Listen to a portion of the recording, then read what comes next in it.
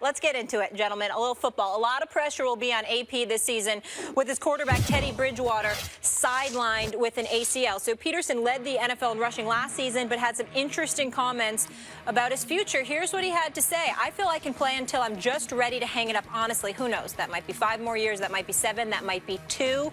Who knows? I figure it all depends on how passionate I am and the love that I have for the game. I'm getting older now. My kids are getting older and things like that. I'm missing out on a lot. I don't know. Only time will tell. Mark Schlereth, we know running backs have a short shelf life, but this is AP. How much time do you think he has left? Oh, I think he could play for another couple of seasons, 2 or 3, and be, you know, still a very top level running back. You know, there are certain guys that are just genetic freaks, right? They just, I mean, they won the genetic lottery. Yeah. And he is one of those guys that simply won the genetic lottery. The guy is an absolute freak show. And when you have that kind of ability, coupled with a passion and a love for the game that he has, clearly, you can essentially play as long as you want to play. He's had the ACL, the major injury, came back. Shoot, it felt like it was 4 weeks and he was back ready to play. The guy's a freak show. He can play pretty much as long as he wants. I would assume he'll play another 2 to 3 years at a very high level. He is a freak. Right. And, in fact, he's a bad example for other athletes. You think, well, he gives them hope because he came back from the ACL the way he did. Now, all these guys think, oh, I have an ACL, I can go back to being myself. No. That was Adrian Peterson, who I agree, by the way, it's AP, not AD. Adrian Peterson is both, AP. Right? All day. You heard what Schlereth had to say. What's your response? So, he is a freak. And he had time off because of the suspension, so he's rested. And he's still in the conversation at age 31. Answer the question. For best running back in the game. But take a good look at Adrian Peterson this year. Watch him right now, because he could play several more years. But this will be the last year where you can see Adrian Peterson and say, he might be the best running back in the game. This is it. There hasn't been a running back age 32 to continue to perform at an elite level who's going to be a Hall of Famer since really Walter Payton. 1,200-plus yards, you know, at least 75 yards a game on average, better than 4 yards a carry, all that stuff. You could say Riggins, but Riggins is a very different kind of back. Walter Payton did it, but even when Payton did it at age 32, his yards per carry went 4.8 the year before, 4.2. And his career average was 4.4. So already, even though he was more or less there, he was a little under, and then that was it. There is a cliff that players hit for quarterbacks. It's 40.5. No one's ever been the same after that. They fall off the cliff. Peyton Manning, it's going to happen to Brady. I know we argue about that. Wideouts, it's a different age. Running backs, it's usually 30. But Adrian Peterson is so different. He's so special that he can push that. He's on a run-heavy offense. All anyone ever talks about is the Vikings are going to run. It's not even like, well, he's going to see spot duty here, so he'll be okay. He'll extend it. Will he still be good after this season? Of course. But will he be Adrian Peterson, arguably still best running back in the game? Mimi? Well, let me say this to you. The other day, I got on Cam Newton about tap dancing better than Fred Astaire, MC Hammer, and Michael Jackson combined. Maybe I should have said that about Max Kellerman. I mean, you can sit up there and dance all you want to about Adrian Peterson. He'll be Adrian Peterson this year, but then after that, that's not tap dancing. That's going toe-to-toe. You know, I don't think it's going toe-to-toe because you're conceding that he's going to look great this year. And then, did you define exactly what level of dissipation would take place in this game? I'm not so sure. When I think about their left tackle, their left guard, I think about Boone being added. I think about their right tackle, Andre Smith, being added. I think about the pieces that they have in place. The offensive line, if it stays together, correct me if I'm wrong, Schlereth, should be pretty damn good. You combine that with a guy in Sam Bradford who has the capability of throwing a deep board. So whether it's Stephon Diggs, whether it's Laquan Treadwell, with the Kyle Rudolph, you should have some more of a passing game. You may not need to run as much as you did last year with Teddy Bridgewater behind center. Even if you do, wait a minute, even if I said need, I didn't say they would or wouldn't. I'm saying you have that choice because you have a decent offensive line with a passing passing game that's capable of hurting you because you don't have a relatively pedestrian quarterback like a Teddy Bridgewater. You combine that with that defense. I think you look at it and you look at the fact that in 2014, Adrian Peterson only played one game due to the whole suspension and everything else. So that's a year that doesn't even count on his resume. He's really like 29 approaching 30 as opposed to 31 approaching 32 in terms of his body and the mileage and the physicality that has been opposed against him. I think one thing that gets left aside here is the last 2 years, Teddy Bridgewater has only thrown 14 touchdown passes. That's right. And last year, 14 touchdown passes, I believe 9 interceptions. They don't predicate themselves on just running the ball. They play stellar defense. They're not afraid to lose or to win very tight games. I think they won 11 last year. And on top of that, I never forget this story from our good friend Darren Woodson, who was playing with the Cowboys and said that Adrian Peterson walked into the Cowboys locker room as a high school player. And Darren Woodson was like, that dude could start for us right now. That's what kind of physical freak show he's different. He is. He's a different dude. So, I look at the Walter Paytons of the world, and of course your skill set as you get older is going to dissipate to some degree, but you're still not going to that play. quick. No, hold on. Already. This season, that's it. He's saying this season, Adrian Peterson is going to be Adrian Peterson. Right. But after that, Not we Adrian won't Peterson recognize anymore. this Adrian Peterson. Right. And I'm like, at least three more years. Three more years. I think 3 more years. I think he'll be Adrian Peterson two more years elite, and then he'll still be a good player if he continues to play. Let's face it, already, a couple of years ago, there was no dispute Adrian Peterson's the best running back in the game. Already, that's much in dispute. If Le'Veon Bell's on the field, even this year, you look at a guy like Todd Gurley. Even if Adrian Peterson continues as he's been going, I wouldn't argue he's the best right now. A couple of years ago, I wouldn't have argued against it. So already, is he quite what he was? And now at age 31, and by the way, of course, defense, right? But usually those run-heavy teams rely on ball control, have good defenses. He's still going to be touching the ball a lot, carrying the ball a lot, getting hit a lot at his age. I think Adrian Peterson can end up accumulating 5,000 more yards in his career. I think he could pull it off. That's number one. Number two, I think about it from this perspective. Again, with that defense, the parts around him, and Adrian Peterson doesn't get enough credit for this. I don't consider him the fastest dude in the world. He's fast, but this dude, his ability to see holes, hit holes, break tackles, the combination of all that encompasses a great running back. He's not missing any of it. Mental toughness. Right. I'm just like, look, all of that combined with the Vikings and how they look right now, I like it. I like the possibility of him accumulating 5,000 more yards before he. Yeah, but you can accumulate counting numbers on a certain level. That doesn't mean you're elite anymore. No, I'm saying he's going to be elite. To me, he's going to be elite for 3 more years. This is the year.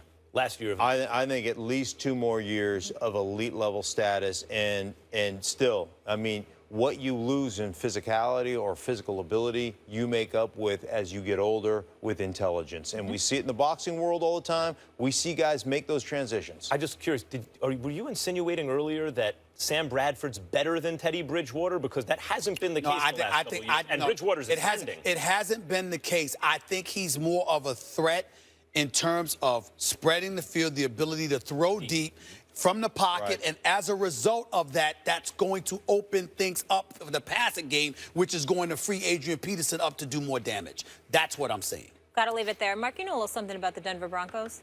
I do. You do. Stay put, please. The Broncos defense completely shut down Cam and the Panthers in Super Bowl 50. But tonight, Denver open up the season at home underdogs. Bless you. So what chance do the Broncos have tonight? Mark Schlereth will offer his opinion. Can't wait for that. Next. On the Hook is brought to you by Bass Pro Shops. Your adventure starts here.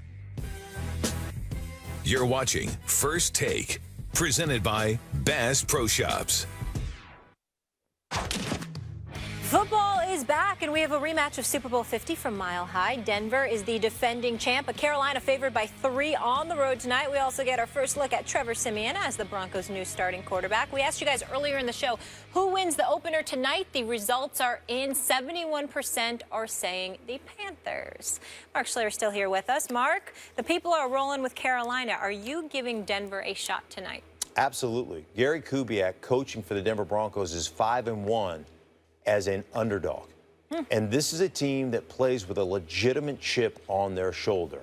I called them on Mike and Mike this morning habitual line steppers on defense. They're going to have 3 personal fouls because they play over the edge. They constantly do, and they play with this chip on their shoulder like we won a world championship with quarterback play that resulted in 23 picks. We don't need great quarterback play. We'll play outstanding special teams, and we will create turnovers as a defense. And you look at the last 2 times they've faced the Carolina Panthers, they have created 13 total sacks on Cam Newton, countless numbers of pressures. He's thrown 2 touchdowns versus 3 interceptions. He's had the fumbles in the Super Bowl. They have dominated, absolutely dominated those games defensively. And I don't see anything in my mind that changes that right now for this defense. What about the fact that they don't have Malik Jackson? They don't have that pressure in the middle that they had maybe to the extent where they could collapse the pocket and help the rest of that defense perform on the level they've been performing? Well, I will tell you this. Going back and looking at that Super Bowl, if they don't keep extra offensive players, be it tight ends or running backs, in to protect the edge, Michael Remmers got absolutely ramshackled against Von Miller. Both edges got destroyed. Now, Malik Jackson's a great football player. His presence was more about the running game in my mind than it was about his ability to rush the passer. But still, they're going to have to, as a coaching staff, do a much better job of finding a way to protect Cam Newton and saying, listen, if it takes running 3-man routes or 2-man routes and keeping 7 men in or 8 men in, that's what we're going to have to do. So they have got to make a mental shift in the way they protect the edges, the way they protect against this Denver Broncos defense. Because if they go out and do the same thing they've done the last couple times they played, they're going to get beat down again. Well, I agree with you there. I just don't think they'll do that. I'm struggling to figure out how Denver is going to win this game if they can't really score. You trying to tell me that Trevor Siemian, you have the confidence in him that he's going to be able to go against this Carolina defense? I get Kubiak. I get who he is and how he likes to do things. You look at Demaryius Thomas and Emmanuel Sanders. Outside the numbers, we know what kind of damage that they can do. I'm wondering about your tight end spot. I'm wondering about C.J. Anderson. I'm wondering about what I consider to be a rookie quarterback. I know he was drafted, in the 7th round, but he didn't throw an NFL pass last year. So your first order of business, your first real day on the job, you're going up against the defending NFC champions who are very, very big, very, very physical, with an elite front 7, and you're telling me you think Denver's got a really, really good chance of winning this game? Oh, absolutely. I mean, defensively, what they've been able to do to Cam Newton in this offense, that's one feather in their cap. And then I look at them offensively, run the football, create some play action. Trevor Siemian is not going to be a high-volume passer. If he is a high-volume passer, if he has to throw over 25, 26 times, then I think they end up losing this game. But I just don't believe that that's the formula in Denver right now. We're going to see. You know, the great thing about playing in the NFL is you never know until you get the opportunity. You never know. I'll never forget the first game I ever played was with the Washington Redskins against the Philadelphia Eagles in the old vet, the #1 defense in all of football. And I am as nervous as I could possibly be. I mean, I am scared to death. And Doug Williams walks down, the starting quarterback, walks down the bus as we're getting ready to go. He walks right past me, stops, turns around, comes back, taps me on the shoulder. And he said, the only difference between you and them is they got an opportunity and they made a name for themselves. And goes, and today, you know what? You're going to go out there, you're going to have that opportunity, and you're going to make a name for yourself today. I have nothing but the utmost confidence in you. And I can't tell you, I was still scared to death, but I can't tell you what that did for me as a player to have that vote of confidence from my starting quarterback coming down that bus.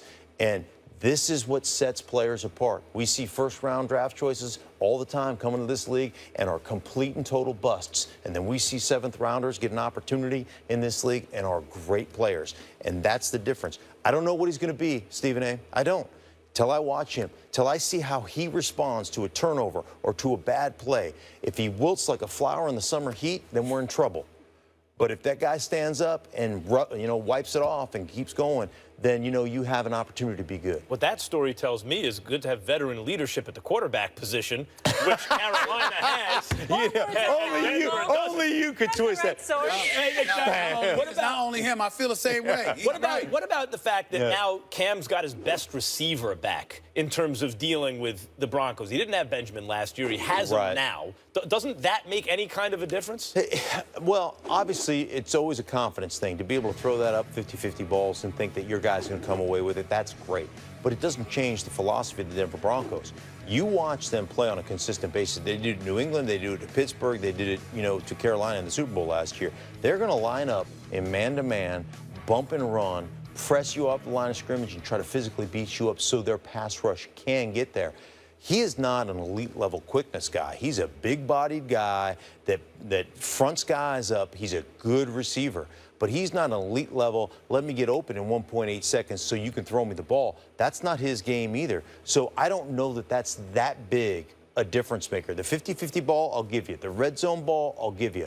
But I don't know that it all of a sudden goes, oh, that's the reason they win, and they'd have won the Super Bowl last year if Calvin Benjamin would have been there. Absolutely not. I don't buy that. Yeah, You picking the Broncos tonight? Absolutely, I'm picking the Broncos. Oh, of course he is. Right? Of course, You'll be around tomorrow. Yeah, I'll be around tomorrow. We'll and find you tomorrow. You know what? I'll come in my Simeon jersey. If You will. I don't have a I was getting ready to say, I might hold you to that, but I didn't know they were selling those yet. Yeah. Unless Greenberg got you one. He made one at home. Right, exactly. Mark, thank you so much for being with us. Hopefully we will see you tomorrow. Coming up